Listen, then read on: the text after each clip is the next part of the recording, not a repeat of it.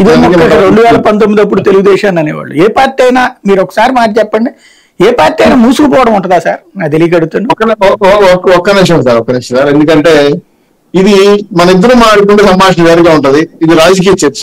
అంటే రాజకీయ చర్చ కాబట్టి నేను అడుగుతున్నది, చర్చ ఉండాలి కానీ పార్టీ కార్యాలయంలో మనం కూర్చున్నప్పుడు ఆడైపోతాడరా, ఈడు నాశనం అయిపోతాడరా అనేది ప్రతి ఒక్కటి చెప్పుకోవచ్చు.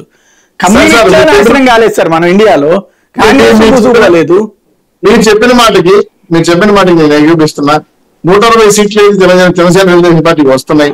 నేను అందులో అనుమానం అట్లాంటి మాట్లాడటంలో తప్ప అందులో లెక్కారం చేయట్లేదు. నేను అంటుంది ఏంటంటే కాంగ్రెస్ పార్టీకి వీళ్ళకి కూడా ఏమన్నా అందులో లెక్క కడుతున్నారా మిగతా 15 మా కూటమి వస్తే బీజేపీ అయ్యిండొచ్చు, రాకపోతే ఈ 2 కూటములు, మేము 2 పార్టీలు 160 కొట్టాలని మా టార్గెట్.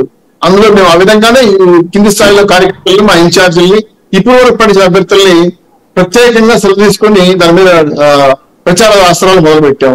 సో మా కాన్ఫిడెన్స్ లెవెల్స్ ఆ విధంగా ఉన్నాయని అడుగుతున్నా మా కార్యకర్తలకి ఫీడ్బ్యాక్. అయితే మీరు వైసీపీ ఉంటుందని ఎందుకు అంటున్నానంటే, ఇప్పుడు మీరు చూస్తున్నారు, మీ రాజకీయ పరిజ్ఞానం చూస్తున్నారు, రాజకీయ వైఎస్ఆర్సీపీ జెండా పట్టుకునే పరిస్థితుల్లో కార్యకర్తలు ఉన్నారా?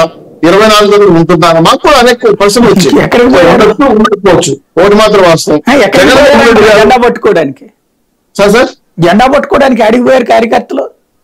అదే చూద్దాం సార్, చూద్దాం. ఇదే మాట మీతో మాట్లాడతాను. ఇప్పుడు మీరు అంటున్నది ఇప్పుడు లేరంటే నేను అంటున్నా, ఇప్పుడు ఆడికి పోయారంటున్నా. ఇప్పుడు కాదు సార్.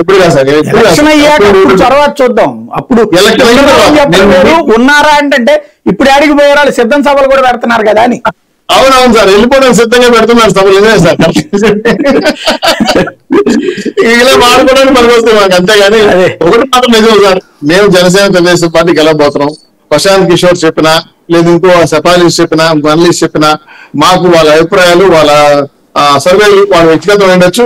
కొంతమంది నమ్మొచ్చు, నమ్మకపోవచ్చు. బ్లూ పొలి మీడియా వాళ్ళు ఆయన మీద ప్రచారానికి ప్రచారం కూడా చేయొచ్చు. ఒకప్పుడు గెలిపించిన ప్రశాంత్ కిషోర్ ఇప్పుడు ఓడించడానికి వచ్చాడా అనే అంశాలకు చాలా మంది చర్చ పెడతారు. సో ఆయన వచ్చాడో లేదో, ఆయన రాజకీయాల్లో ఉన్నాడో, అసలు సవాలు చేస్తున్నాడో, వదిలేశాడో, ఆయన రకరకాలుగా విడిపోయి వేరే వేరే సమస్యలు పెట్టుకున్నారు. సో మేము ఒకరిద్దరిని బేస్ చేసుకుని రాజకీయం తెచ్చుకోలేదు.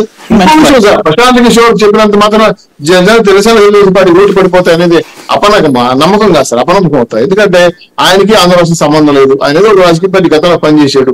ఆయన ప్రజల్లో పనిచేసే కార్యకర్తలకి, నాయకులకి ప్రజలు వింటారు. కానీ దూరంగా ఎక్కడి నుంచి వచ్చి ఒక అంశాన్ని చెప్పినంత మాత్రం వెంటనే మూడ్ ఆఫ్ ది స్టేట్ మారిపోయి అయ్యో ప్రశాంత్ కిషోర్ చెప్పేశారా, అయితే ఆయన పక్క మొత్తం వెళ్ళిపోదాం అనే ఇటు పక్క గోదావరి కార్యక్రమం ఉండదు. సరే ఒకటి మాత్రం వాస్తవం,